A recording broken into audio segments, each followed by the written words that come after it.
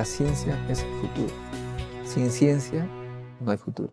Hola amigos, soy Modesto Montoya, director y conductor del programa Encuentro con la Ciencia, un programa que se dedica a promover la educación, la ciencia, la tecnología y la innovación entrevistando a sus protagonistas. Todos los días prácticamente a las 7 tenemos una conversación, una entrevista. Mañana tenemos una entrevista con el historiador Manuel Burga, ex rector de la Universidad Nacional Mayor de San Marcos, que recientemente ha sido despedido de su cargo de director del LUM, el lugar de la memoria. Veremos qué ha pasado. En esta oportunidad estamos con un viejo amigo, que no es igual a amigo viejo, Jaime Luyo, que diríamos que es de la Universidad Nacional de Ingeniería. No somos de la misma promoción, digamos, de ingreso de Cachimbo, no somos del mismo código, pero por ahí vamos. Y lo que precisamente queríamos conversar en estos tiempos, analizando como ex estudiante de la UNI y también como docentes, ex docente que es Jaime, ¿qué está pasando con el Perú? ¿Cuáles son las eh, proyecciones, las curvas, ¿no? Visto de, visto como ingeniero, como científico, así con curvas concretas, con hechos, porque hoy en día la prensa, las redes sociales hablan tantas cosas que uno ya se encuentra en un mar de dudas. ¿Quién dice la verdad? ¿Qué está pasando? Los científicos y los ingenieros tienen la costumbre de analizar patrones. Con los patrones uno podría deducir cosas, ¿no? Eh, un poco la investigación. Yo me acuerdo haber hecho un curso de detective privado por correspondencia en esas academias, escuelas que había argentinas y nos enviaban para leer, ¿no? Y dice, ¿a quién favorece el crimen? Una frase célebre entre todos. Y realmente en esta época están ocurriendo asesinatos medio raros, todos, y nosotros estamos perdidos.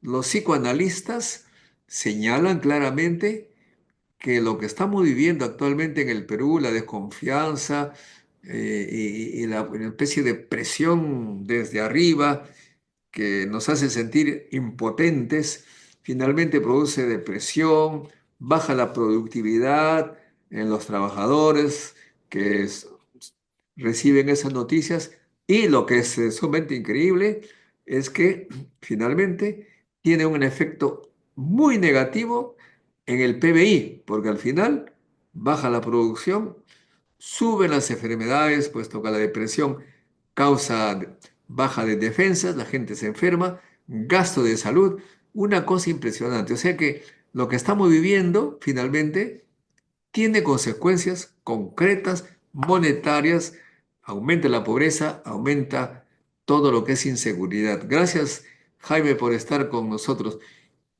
¿Qué piensas de este palabreo que he pronunciado? Estoy fuera de foco, ¿qué cosa estoy divagando? ¿Cuál es tu impresión? No, Viéndolo. lo que yo interpreto es que hay tantos factores negativos, digamos, en estos tiempos que uno tiene que verlo ya con un enfoque multidisciplinario, ¿no? Y tú has intentado muy bien, digamos, tratar de poner los componentes que hay para poder llegar a tener alguna, digamos, respuesta y lo más difícil, solución, ¿no? Digamos, esta situación que no solamente es propia del Perú, ¿no? Sino es ya, digamos, de la regional, digo, de la región, o sea, los países vecinos, inclusive a nivel internacional, ¿no? O sea, de momento hay varias crisis, ¿no? Que no son factores exógenos, por ejemplo, ¿no? O sea, si tomamos en cuenta los factores exógenos, son, digamos, la crisis internacional. Por ejemplo, en Europa en este momento tiene ya una crisis económica. Hay problemas de la pérdida, así como nosotros, ¿no? De forma acentuada del poder adquisitivo, consecuencia del conflicto que todos pensaban que no iba a durar más de un año con Ucrania, ¿no? De Ucrania, Rusia, y que eh, generó en su momento y tiene sus efectos obviamente a lo largo del tiempo, empezó como una crisis energética, ¿no? Y esa crisis energética ha acentuado una crisis económica y una crisis política también, porque ahora, digamos, no es poco común observar que, digamos, los partidos denominados de derechas están ya, digamos, tomando mayor, digamos, protagonismo y eso está vinculado a los nacionalismos, o sea, en Europa estoy hablando en este momento, ¿no? Digamos, con lo cual también genera todo un ambiente tendiente, inclusive ahí están pensando algunos comentaristas que hay riesgo de la desintegración de la Unión Europea. Bueno, quien empezó fue Inglaterra, que bueno, fue el Brexit, ¿no? El Brexit. Y parece que Alemania, que es el motor, que ahora tiene crisis, una crisis económica que también va a afectar, está afectando al resto digamos, de los aliados. Bueno, eso, digamos, y ese, digamos, a nivel, digamos, económico, digamos, y energético.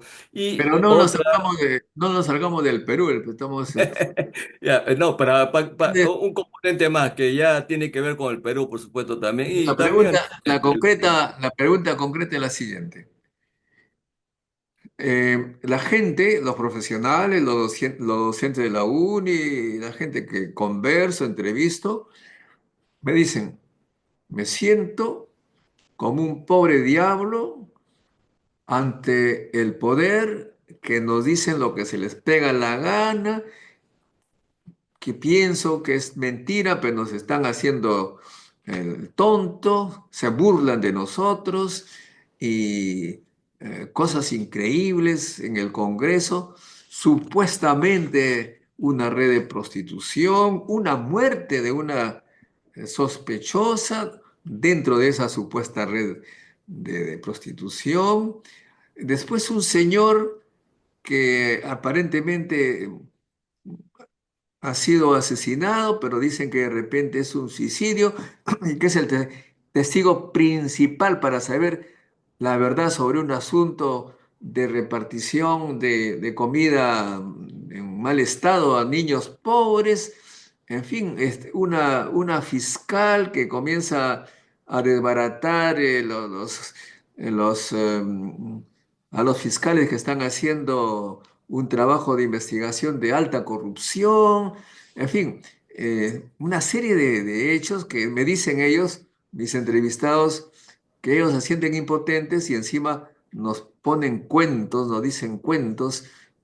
Después tenemos obviamente el asunto de los Rolex, del cofre, y ya nadie cree en las versiones oficiales, pero los oficiales no les importa aparentemente qué cree la gente, dicen lo que se les ocurre, sabiendo que nadie le va a creer, ahí están.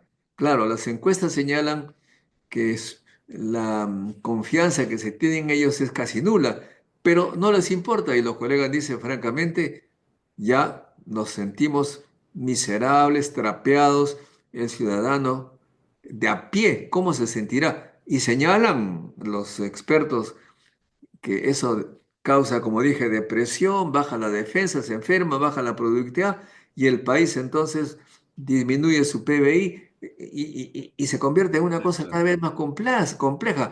¿Tú qué piensas sobre eso? No te efectivamente, vayas pues, no te vayas empiezo hasta la por lo guerra. último, que es la preocupación general, digamos, del crecimiento económico, ¿no? Efectivamente, En tu caso sí, concreto, por ejemplo, en tu caso concreto, ya, ¿cómo te sientes como ciudadano, por favor? ¿Cómo te sientes? me siento parecido a lo que tú, digamos, has te expresado tu preocupación. Sí, efectivamente, en los últimos, diríamos, los últimos 10 años ya ha venido desmejorando, por decir algo, el ambiente, no solo ambiente, sino, digamos, la actividad de los políticos, de política en el Parlamento y los gobiernos, ¿no? Porque muchos, y entre eso estaba el que habla, tenían la expectativa que el siguiente gobierno, el siguiente, digamos, este parlamento iba a superar los defectos del anterior,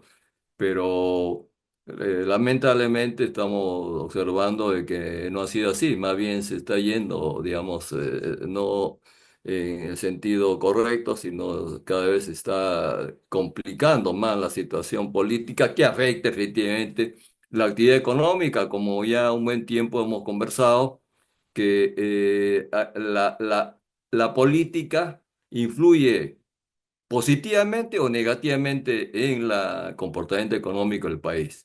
En esta época, digamos, tomando en cuenta históricamente las últimas décadas, ¿no? Del presente ciclo, siglo, ¿no? En las épocas que había mayor, digamos, bonanza en los precios internacionales del cobre, los commodities, y Perú en eso es un factor importante de esa economía. La tasa de crecimiento era bastante importante, era más de 5%, llegó a un año a 11% inclusive, ¿no? Pero entonces comenzó, digamos, la tendencia, digamos, al ciclo a bajar, y entonces ya las tasas comenzaron a bajar. Y en esa época los economistas que hasta ahora, digamos, más conocidos, los más entrevistados, decían, no, no, que digamos que la economía y la política van por cuerdas separadas, que está en piloto automático, o sea, lo cual era, digamos, obviamente una falacia. Los hechos han confirmado que efectivamente la Más que, situación más que, política y más, social más que que falacia, hemos eso es tenido.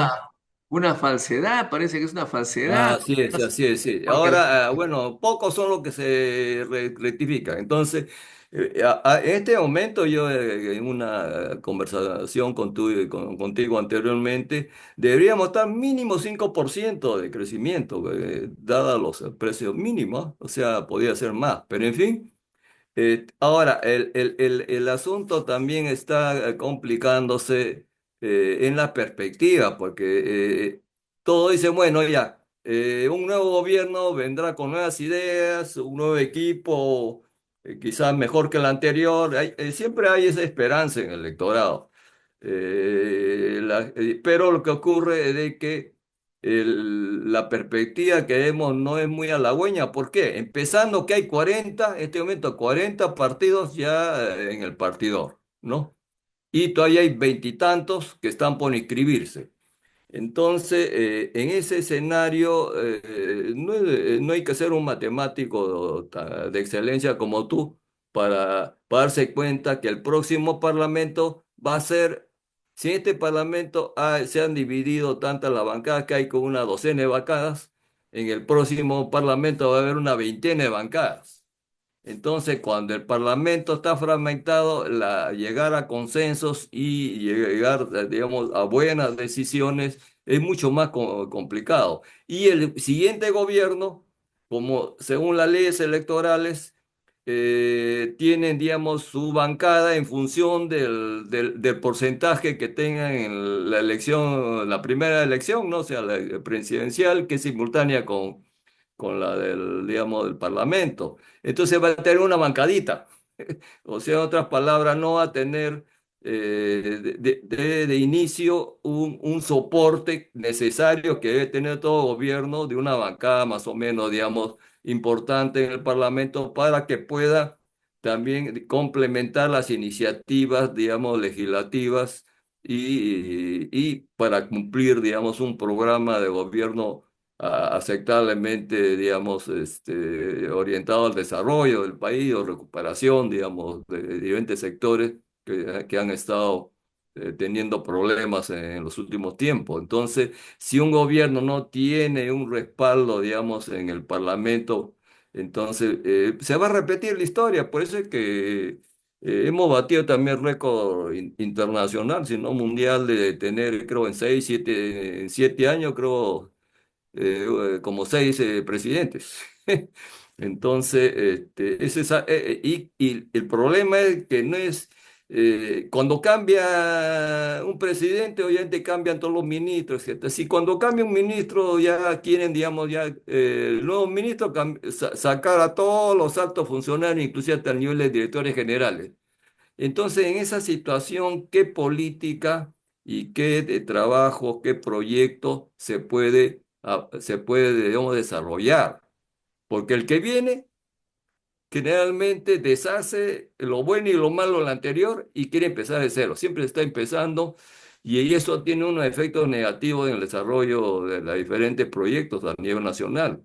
Entonces, en ese sentido, comparto tu preocupación y también es muy difícil ser optimista para el 2026. Si es que no es Ahora, antes, porque ahora, así como está la situación, de repente el gobierno actual no dura, digamos, hasta el 26, ¿no? O sea, no, eso parece está la que, situación compleja y en el Parlamento cada vez la cosa se complica, como usted dice, tú dices, mano, ya, digamos, pensamos que no iba a haber otro escándalo y cada vez hay escándalos cada vez más y más escabrosos todavía. Entonces, bueno, pero a ver, por partes. El hecho que haya escándalo aquí en el gobierno, en el Ejecutivo, en el Congreso, parece que no, eso no afecta la estabilidad, porque están interesados en que la presidencia de la República, el Ejecutivo, se vuelva simplemente, se convierta, y lo es aparentemente, en un ejecutor de lo que dice el Congreso y van a mantener ese ejecutivo mientras que cumple con las, digamos, las resoluciones o leyes que viene del Congreso, o sea que ahí va a haber estabilidad, eso no me... Se ha observado efectivamente de que en muy pocas ocasiones el Ejecutivo se atreve siquiera a observar una ley Por eso de entonces iniciativa del Parlamento. Por va a lo haber tanto, hay no hay, pues, hay no, estabilidad. no hay, digamos, separación de poderes, porque ya se está cumpliendo lo que dijo un antiguo ideólogo y de político, de que el Parlamento es el primer poder del Estado. En este momento se está, todo indica de que lo es, pero el Pero asunto eso está de que lo que que pasa es que las todo, normas que sea, digamos, en la dirección correcta para el desarrollo del país, de resolución de problemas importantes, pero parece que es, digamos, no es lo que está observando la ciudadanía, ¿no? Porque el problema de la delincuencia crece y hay unas normas de que más bien respalda, digamos, la actividad delictiva que cada vez está aumentando, que es otro componente que inclusive tiene implicancias internacionales. Entonces, no hay, Jaime, pues, digamos, una... pero justamente por eso te estoy diciendo, Jaime, no, yo no me preocupo por la estabilidad porque tenemos un sistema perfecto. El Congreso dicta, el Ejecutivo ejecuta, y mientras eso ocurra, van a mantener el Ejecutivo, en este caso hasta el año 2026. Eso no es lo preocupante. Para mí lo que preocupa es la gente, el ciudadano, que se siente trapeado, se siente, no hay ya confianza, se pregunta por qué yo voy a pagar mis impuestos para que estos congresistas se vayan a juerguear en cosas que no tienen nada que ver con el desarrollo del país, para que unos sectores se tengan unas remuneraciones gigantescas. para que haya prostitución, se dice, hay supuesta, pero la gente piensa, para que, en fin, para todo lo que está ocurriendo. ¿Por qué yo voy a pagar mis impuestos? Mejor me convierto en informal y en lugar de pagar mis impuestos al Estado, uso mi plata para educar a mis hijos en una universidad facilita para que pronto sea y se vaya al extranjero, porque no quiero estar más en este país. Hay 700.000 personas que se han ido. Mira, para que la gente entienda un poquito, para expresarme más fácil, una pareja, hombre y mujer que se unen en matrimonio o simplemente en unión libres, se unen, y un miembro de la pareja comienza a mentirle al otro, serle infiel, qué sé yo, ser deshonesto, etcétera. La otra pareja, si no tiene el recurso económico para liberarse, va a tener que soportar ahí todo. Y si tiene los recursos, se va, abandona, se divorcian. En este caso estamos en algo similar. Tenemos el pueblo, la ciudadanía y el gobierno. El gobierno, aparentemente, gobierno digo ejecutivo y congreso, tratan a los ciudadanos como como trapos. Nos convierten en trapeadores, nos engañan, nos mienten, se burlan de nosotros, nos dicen cosas que sabemos claramente que son mentiras y quiere, esta es la verdad. Y si es que se nos ocurre protestar, vamos a la marcha, corremos el riesgo de recibir un balazo. Entonces, como la pareja, ¿qué hace la ciudadanía? Bueno, la- el miembro de la pareja que se divorcia se va, pues, acá en lo que está, porque O tiene, recu- porque tiene re- medios. Acá también está ocurriendo que los peruanos que tienen recursos, con conocimiento, con poco de plata, 700.000 se han ido al 2024, 600 en los 2 años anteriores, se van. Y solamente se queda la gente que no tiene recursos, que no tiene capacidad, y esta gente que no tiene recursos es la que va a gobernar después. Por eso que tú dices, a ti te preocupa la estabilidad. También lo que me preocupa es que cada vez hay menos profesionales capaces y por lo tanto los que van a gobernar van a ser cada vez menos capaces y como hay tanto partidito, como tú dices, entra un partido del Ejecutivo, va a llenar solamente con sus militantes porque el partido se han convertido en agencias de empleo, como se puede ver en las noticias. Todos los dirigentes de tal sector del Congreso, todos son de un mismo partido. Entonces esa cosa no tiene solución. Divorcio, la gente se va. Y entonces ese es el problema grave. ¿Qué podemos hacer? Nosotros que ya estamos en la tercera edad, no nos queda otra alternativa que quedarnos. Pero los otros se van. ¿Y quién va a pagar la jubilación nuestra? ¿Quién va a producir? Esa es mi preocupación, no la tuya. Sí, lo que ocurre es cierto, ¿no? Se pierde, como dice, lo importante, lo más importante que tiene un país, que es el capital humano calificado. Porque de los que se van también son, digamos, muchos que quieren, digamos, estar un poquito mejor que acá en el país, ser menos pobres. También, esa es la mayoría, realmente.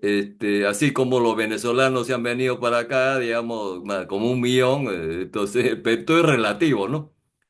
Piensan que acá efectivamente estarían un poco mejor que en su misma patria. Eso obviamente es un proceso que se ha ido, digamos, gestando, como repito, ya hace una década, por lo menos acentuando, ¿no? Del problema, digamos, deterioro del nivel político de los políticos. Y lo que no has tocado tú es que cuando una pareja pues discute, tiene diferencias, va y hay, digamos, algunos problemas, digamos, patrimoniales, etcétera, recurre a la justicia. Entonces, también el problema, en el Poder Judicial también hay problemas. La Fiscalía, etcétera, también hay, digamos, y eso tiene mucho que ver también con ciertas normas o ciertas decisiones que ha tomado el Parlamento, porque el Tribunal Constitucional, la Junta Nacional de Justicia, etcétera, tienen que ver con mucho con las normas y también con las decisiones del Parlamento, ¿no? Eso, si no tenemos un parlamento bien representado, no solamente el punto de vista, digamos, de la región, etcétera, que obviamente debe ser así, sino las competencias.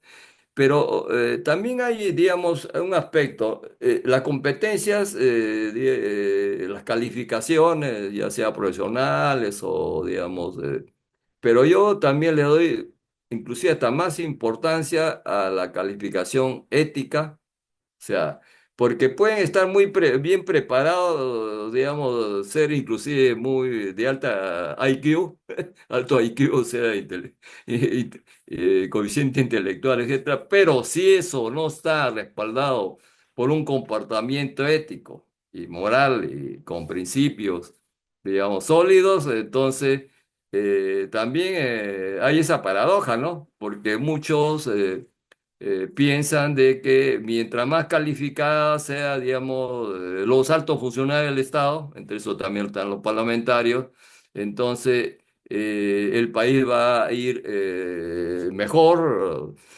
pero también hay casos que felizmente no es la mayoría de que paradójicamente tienen alto IQ, pero para lo malo, no lo bueno. Entonces también hay de eso, ¿no? Esos aspectos que, como repito, es producto y respaldo lo que tú dices, es que la educación. Por O sea, supuesto, la educación, digamos, promovemos la educación, pero el gran problema, Jaime, cuando tú hablas de ética, valores morales, esos se forman en la familia, en la sociedad, también con los ejemplos, y precisamente los ejemplos de los padres de la exacto. patria no te van a generar pues los valores éticos ideales para las futuras generaciones. Aquí tenemos un comentario porque este programa abre la... Por favor, opinen, por favor, peruanos, ¿qué podemos hacer ante la debacle moral de la política? Yao Satan, no sé si es Satan, dice, Satan dice, tengo fe en las nuevas generaciones. Eh, que las nuevas generaciones encontrarán las respuestas. Debemos prepararnos y confiar. No, habrá que preparar a la juventud, pero con nuevos valores. ¿Y cómo vas a preparar con nuevos valores si nosotros estamos Sí, hundidos? es cierto, muy cierto lo que tú dices, pues los jóvenes, la nueva generación, siempre toman como referentes a lo que, digamos, le han antecedido. O sea, Ejemplo, mira, ve, un ejemplo muy concreto. La vez pasada estaba este, acá caminando por la calle y la luz roja estaba, no podíamos pasar y una señora, pasemos, pasemos, le dice a su niño le dice, mamita, mira, está rojo. No, pasemos nomás. Ah, imagínate. Así, entonces, bueno, es el ejemplo de los mayores, después es el voy caminando, estoy hablando de Miraflores, ¿ah? Luego voy caminando por la calle Shell y veo a una pareja que está parada allí esperando que los carros dejen de pasar. Le digo, pero señores, acá no hay semáforo. Ustedes están frente, ahí está la raya del tigre, de la cebra, ¿no? ¿Eso qué significa? Que ustedes tienen prioridad, tienen que pasar. Ustedes primero, después ellos tienen que parar. Oye, ¿verdad? No, me dice, pero ¿y si nos atropellan? Entonces, por miedo, dejamos que los deshonestos hagan lo que se les pega la gana y esos son los valores. Por eso tu frase, eso de que hay que formar nuevos valores, pues no estamos haciendo eso, todo lo contrario. Los ejemplos que nos dan los congresistas, los miembros del Ejecutivo, que da la impresión que nos están mintiendo, que están haciendo lo que se les pega la gana, todo que no es honesto. ¿Cómo salir? Por eso la respuesta es cómo salir de esta debacle moral de la política, es el título de este programa. Yao dice que debe tener respuesta de, esperemos que los jóvenes, pero los jóvenes alguna vez han sido, han sido educados por nosotros. A propósito, Jaime, yo me acuerdo cuando éramos estudiantes de la UNI, ah, yo veía en los cerros frases bastante simbólicas y que uno jovencito nos hacía pensar, dice, estudiar y luchar por la liberación nacional. ¿Leíste esa frase? O sea, el estudio te permitía ser libre, te permitía hacer tecnología para que la independencia sea no tan ficticia, ¿no? Estudiaban para eso. Entonces nosotros fuimos becados al extranjero, sentíamos el compromiso, era para nosotros natural regresar al país porque teníamos precisamente que trabajar por la liberación nacional. Algunos descarriados eran tan fanáticos y que se fueron a las guerrillas, cometiendo graves errores, pues obviamente, pero de todas maneras tenían ese deseo de cambiar la nación, la política. Como todo eso fracasó, pues ya no tienen esperanza y dicen, ¿cómo hago? Ya no me interesa cambiar la política, soy informal, soy delincuente, soy esto y lo otro, o me voy. Esto es un problema, Jaime, pero por eso soy un poco... Sí, bueno, haciendo justamente recuerdo, ya yendo ya, digamos, a tomar en cuenta la responsabilidad que hemos tenido en los diferentes cargos que hemos ido, digamos, desempeñando desde alumnos. Eh, Después, digamos, de la década del 70, la década del 80, en la universidad, en la uni, se tomó la iniciativa de que hasta ahora, digamos, no la ha retomado nadie en ningún sector, de desarrollar un proyecto nacional. ¿Qué significa? Tener, digamos, una visión de desarrollo del país. Yo recuerdo, inclusive tú participaste, ahí hubo un gran, digamos, un gran evento donde participaron todos los mejores, digamos, las mejores mentes del país, que se tituló justamente Proyecto Nacional. Ahí se participaron inclusive ex militares, yo recuerdo que participó inclusive el general Mercado Carrín de estrategia, seguridad nacional, etcétera. Se tocaron todos estos aspectos pensando ya, es que, ¿por qué no tiene rumbo el país? Porque no hay un proyecto nacional de desarrollo que sea aceptado por todos, grandes, chicos, ricos y pobres, empresarios o no empresarios. Entonces, y ahí participaron todos, digamos, sector privado, sector público.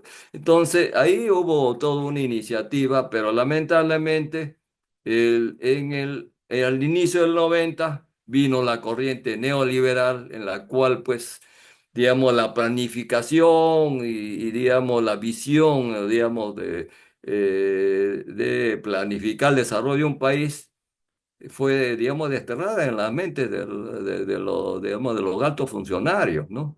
Y eso fue, ahí empezó, digamos, el gran error y un error de ese nivel se va, digamos, conociendo y los efectos duran décadas, yo pienso que ese ha sido uno de los factores que lamentablemente el país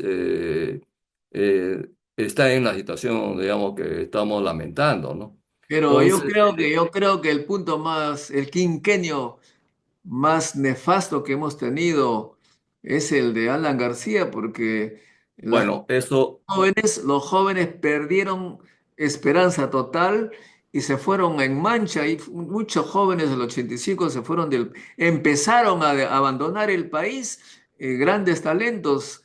Caray, creo yo que bueno, sí, Alan García cerró una década que le llaman la década perdida, pero eso al inicio también se inició con, digamos, la deuda nacional, la deuda pública, que se inició, digamos, con el gobierno anterior de Belaúnde, y también hay un efecto digamos que no lo mencionan mucho, ¿no? Ya desde el punto de vista económico.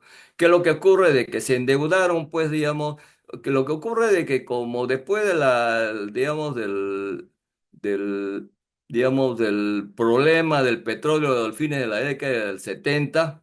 Entonces, los países, digamos, tenían posibilidades de endeudarse y baja tasa de interés en la década del 80.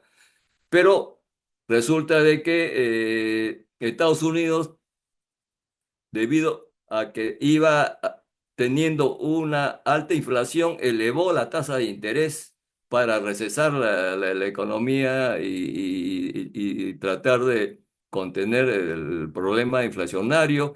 Eso afectó en forma bastante notoria a todos los países endeudados. O sea que si tú te endeudabas, endeudabas a 3% y de ahí te subían unos 3 4 o el doble digamos, de puntos porcentuales, y realmente la deuda comenzó a crecer en forma, digamos, como impagable. O sea, era ya impagable, por eso que hubo diferentes modelos porque no, no solamente el problema de la deuda externa es de responsabilidad de los países que se endeudan, sino también los prestamistas, que eran los bancos internacionales, la ente internacional, que ellos también tienen responsabilidad de calificar, así como califican un préstamo, digamos, en cualquier banco, te califican el riesgo, si es que puedes pagar o no.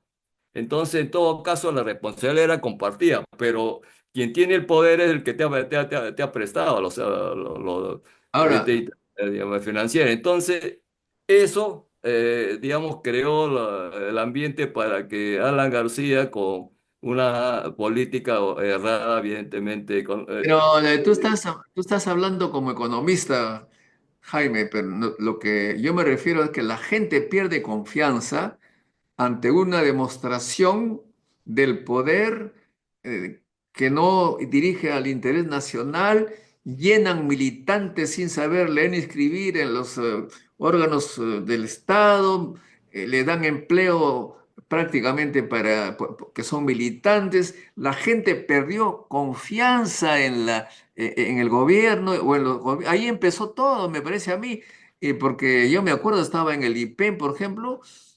A todo el mundo nombraron automáticamente, excepto a los que estaban con ideas diferentes, ¿no?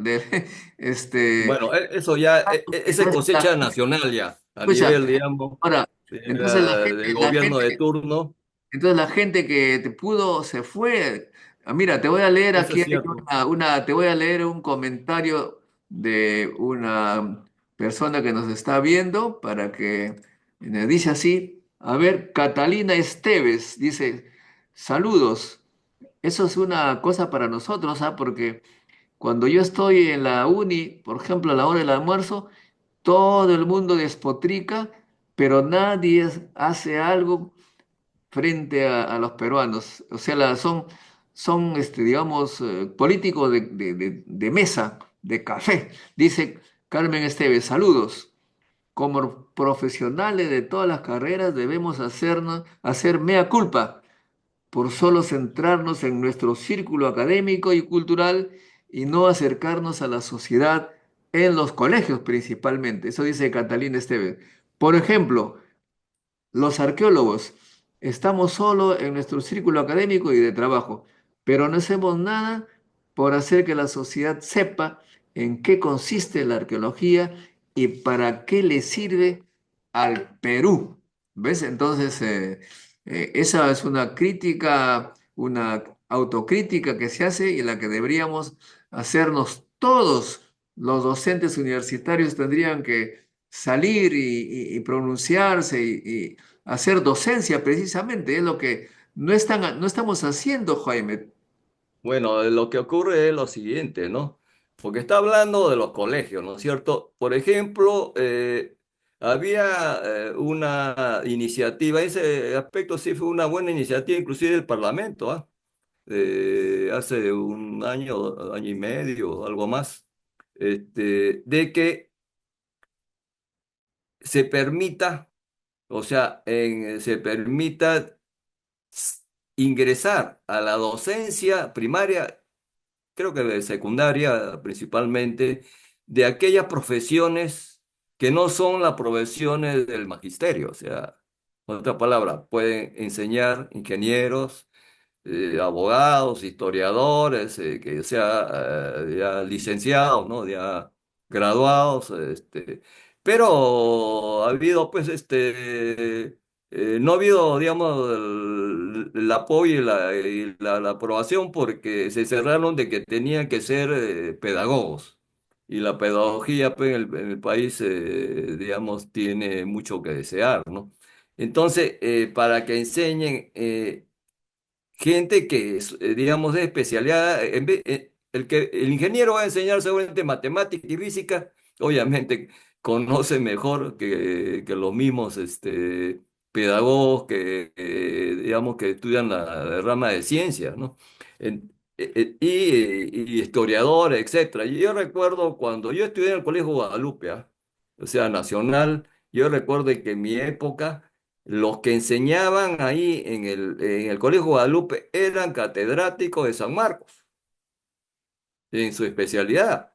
O sea, entonces, eso también, digamos, limita las posibilidades formales de que profesionales calificados, por supuesto, de otras profesiones puedan enseñar en la secundaria, por ejemplo, matemática, física, química, historia, los historiadores más arqueólogos, biólogos, etcétera. Y no solamente los que egresan de las escuelas normales de educación, ¿no? O universidades también, ¿no? O sea, hay que hablar con, digamos, con cierta, digamos, diría, objetividad. Cuando, digamos, a los pedagogos, los profesores de, digamos, de la Facultad de Educación, obviamente tienen la especialidad de ciencias y la de letras y artes y otros. Obviamente, ellos no han, digamos, por ejemplo, para los que enseñan matemáticas en estas escuelas de educación, no van a tener pues una formación del nivel que tiene, digamos, y profundidad que tiene un ingeniero. O un matemático también, digamos, como hay razón, ¿no? O un físico. O sea, no se debe limitar, digamos, el ingreso a la enseñanza, principalmente secundaria, de profesiones Pero fuera. a nivel político, por ejemplo, vemos que hay, tú dices, hay muchos partidos, de repente serán 60 y profesionales capaces, muy pocos en el Perú, la mayoría se ha ido.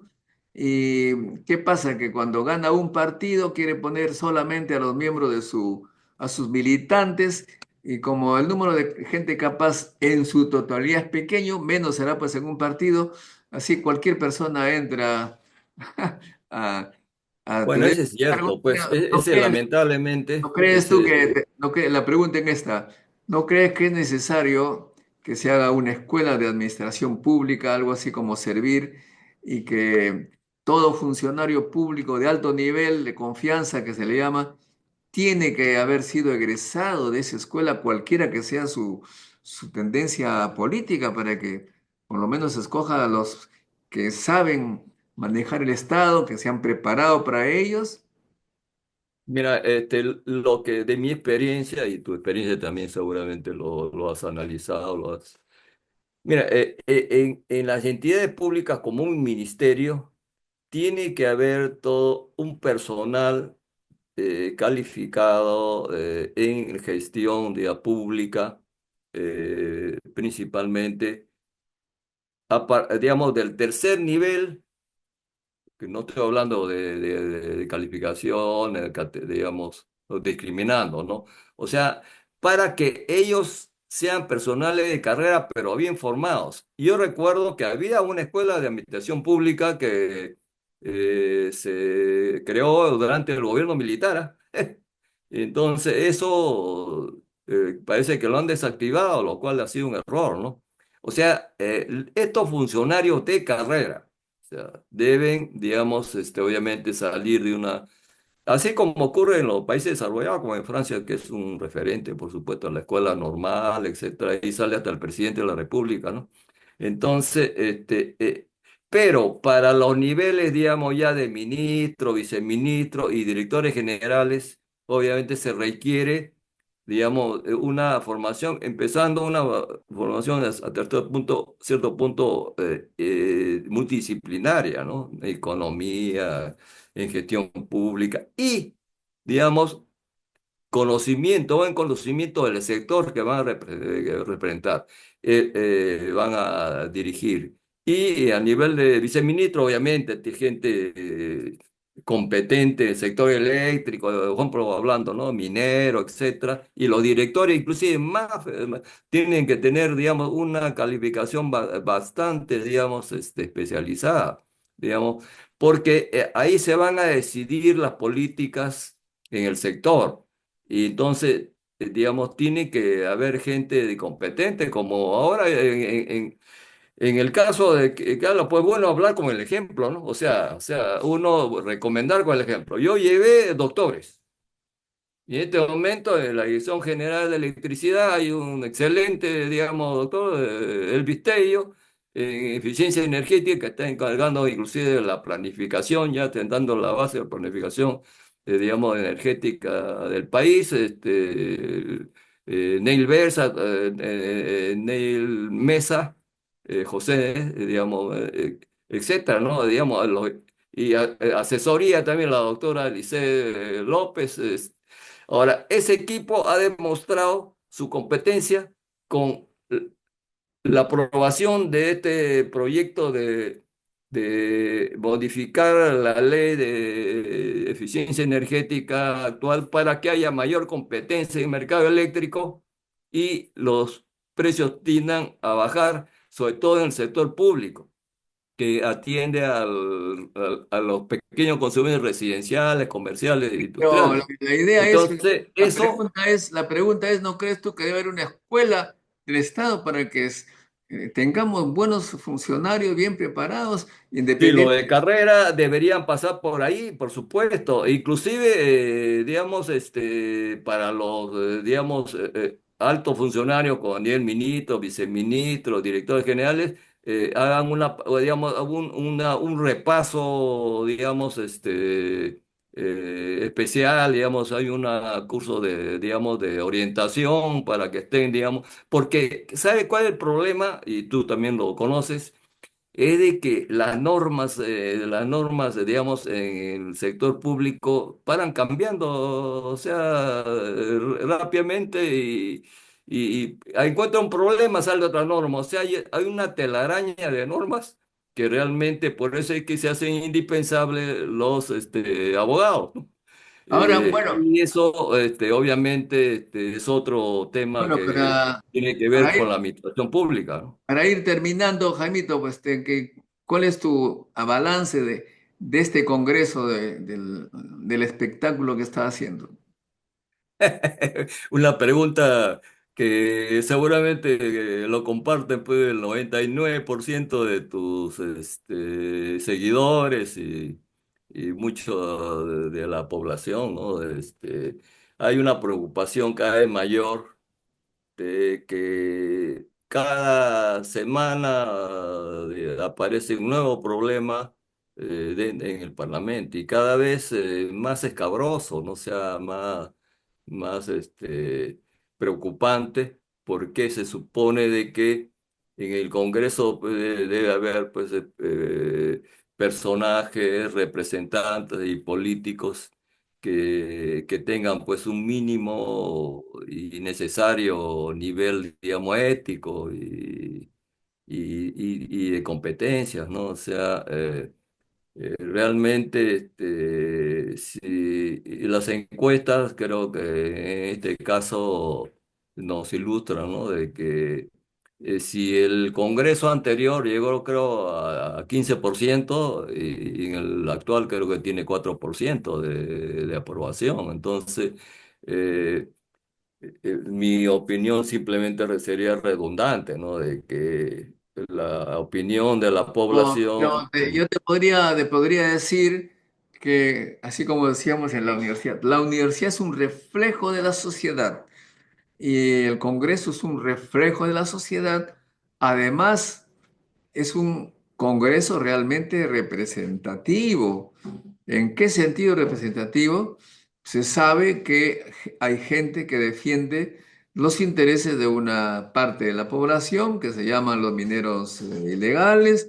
Hay otra que defiende los intereses de los microbuses y colectivos informales. Hay otra que representa y favorece a las universidades de diversa categoría. Hay otra que defiende a los antiguos violadores de los derechos humanos, también representados.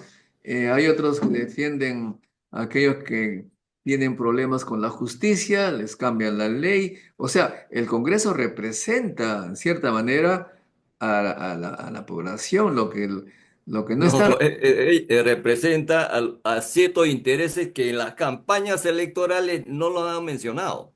O Eso sea, lo han ocultado. Son los financiadores de justamente sus campañas que lo han mantenido en reserva y a lo largo de su desempeño hemos llegado a conocer que efectivamente no representan lo que ellos querían y decían que representaban y las propuestas y a favor de la población y algunos sectores que estaban, digamos, eh, siendo, digamos, afectados por anteriores gobiernos, se exponía que estos nuevos representantes iban a reivindicar, pero no lo han dicho, pues, o sea, no lo han ocultado y lamentablemente a lo largo, como se dice, todo se llega a saber tarde o temprano, ¿no?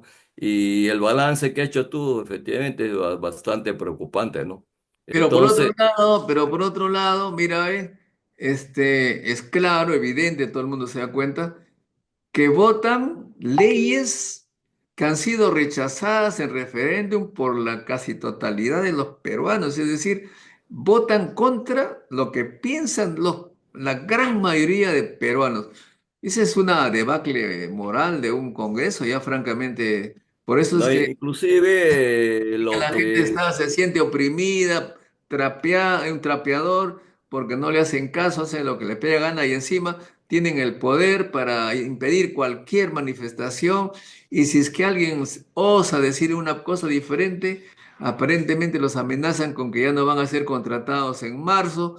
En fin, estamos en una situación complicadísima. ¿Cómo tú ves la perspectiva? por ejemplo, uno de los acuerdos que de desconocimiento, de afiliación del acuerdo de Escazú, que justamente es para defender, digamos, los recursos naturales de la Amazonía y sus poblaciones nativas, que ya la había, digamos, ha dado digamos, los entes responsables ya habían dado, digamos, su opinión favorable en el gobierno anterior. Ahora, prácticamente han rechazado digamos, y este acuerdo que es muy importante, que es uno de los pocos países de Latinoamérica que ha desistido a firmarlo, ¿no? O ratificarlo, ¿no? Por el Parlamento. Eso es un gran error, porque va a afectar, eso beneficia a los que están, digamos, a los grupos que intervienen en la deforestación de la Amazonía y la tal ilegal y todo, y los mineros ilegales que han invadido también los ríos. O sea, eso realmente me parece que es un impacto inclusive de prestigio internacional que ha tenido el país. Entonces hemos llegado a eso, no solamente aspectos como tú muy bien lo has recordado y que criticamos, que favorece a actividades ilegales dentro del país en lugar de ser lo contrario, ¿no? Medidas que todos nos tiene preocupados por que la delincuencia común ya se ha vuelto ya muy común. O sea, y eso no se ve, digamos, una reversión, ¿no? Eh, cada vez, digamos, hay más inseguridad dentro del país y eso afecta efectivamente a la actividad económica, la extorsión, etcétera. Los pequeños, eso afecta a los miles, hasta millones de pequeños emprendedores, inclusive está dentro de los llamados informales, que realmente los informales, si no fueran informales, entran pues a la delincuencia, pues ¿de qué van a vivir si no hay trabajo? Déjame leer un comentario de nuestros seguidores. A ver, parece que se defiende a los monopolios, dice. Jesús Ladislao Añasco Rentería dice, la decadencia de los políticos que llegan al poder es consecuencia de la poca calidad ética y moral de los que se dedican o toman la política para convertirla en una mafia. Caray, o sea que si eso estamos hablando ya de mafias, es una palabra mayor, en fin, es un comentario. Bueno, no tiene, digamos, excesos en el comentario de este seguidor, porque ya el término de organización criminal ya se ha vuelto común, digamos, en los casos que tú has comentado, ¿no? Porque, evidentemente, son organizaciones criminales que inclusive afectan a los partidos mismos, ¿no? Directamente o indirectamente. O sea, en el último caso que has comentado, esto de la supuesta red de prostitución, pues afecta a un partido muy conocido, ¿no? Que tiene plata como cancha, además, ¿no? Eso, digamos, espero de que se llegue a esclarecer y que se aplique pues la ley, Bueno, espero que sea así.